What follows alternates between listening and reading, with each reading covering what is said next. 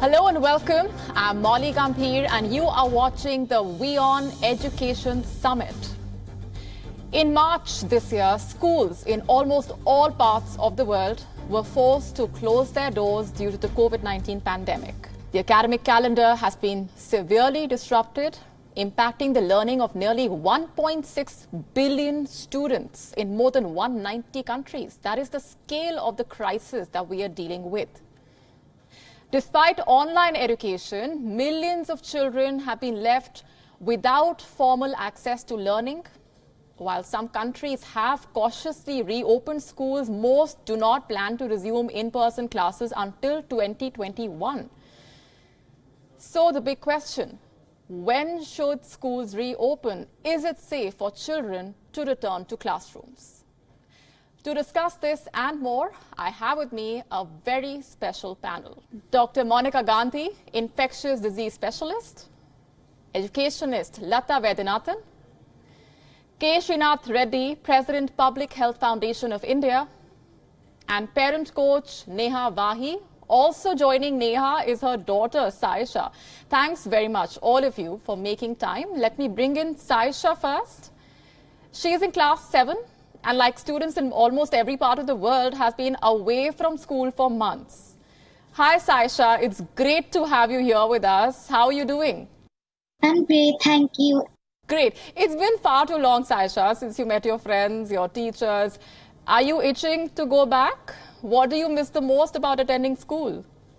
I guess everything, meeting and interacting with my teachers and my friends. But I do like the concept of online learning. So even when schools open, I hope that we can find a balance between online learning and going to school every day. So you are enjoying virtual learning, you're saying. But what are the challenges you've encountered, Saisha? Has it been difficult to cope up?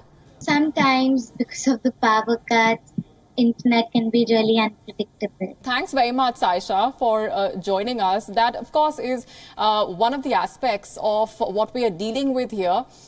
Let me just go across to our experts now and see what they are suggesting at this point. Lata Vaidyanathan, let me start off with you. As the world relies on online learning, it cannot fully substitute in-person teaching, of course. It comes with multiple challenges, like Saisha just pointed out. How best can we tackle them, according to you? Look, this is a catch-22 situation. I think everything was disrupted. Everything closed down. Even schools closed down, but learning didn't stop. So I think the best way to catch up with is to respond to any kind of disruption that happens. And I think the teacher warriors, like every other frontline workers, responded to this very well, and they began average and now they are very good. So I would think that the response to it and the preparation for online learning became the priorities of the school, and how they were, or the teachers required to be trained. Not all of them were trained. Thereafter, they all required toolings and technologies that would assist them to deliver these online classes. However, I think between all kinds of problems, the schools responded beautifully. And I would think whether they are private or public, all of them responded. The problem, however, is that it is not just a response and catching up or making up for the lessons and having continuity and going on with what needs to be done in school. There is a very clear understanding, I think, particularly in the junior classes and also in the senior classes, that a collaborative, engaging learning is really not happening. So there is this issue, and the debate will continue of tech versus touch. The debate will continue of whether it's adequate, whether it's just being carried on. So there will be all these problems which will always come up.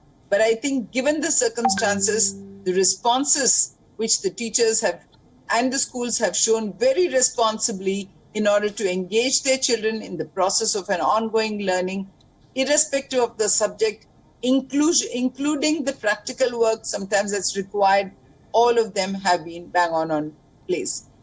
But the issue is not where it can happen. Right. I think we're talking of a much larger cohort.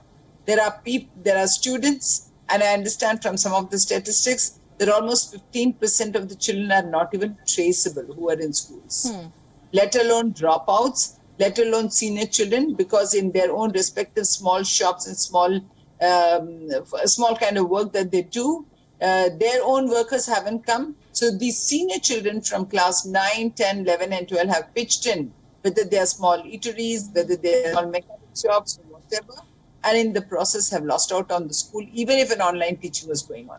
So I think if you look at the multitude of problems that by and large, not private school children, but others are facing, and even within the private school, there are other things which matter.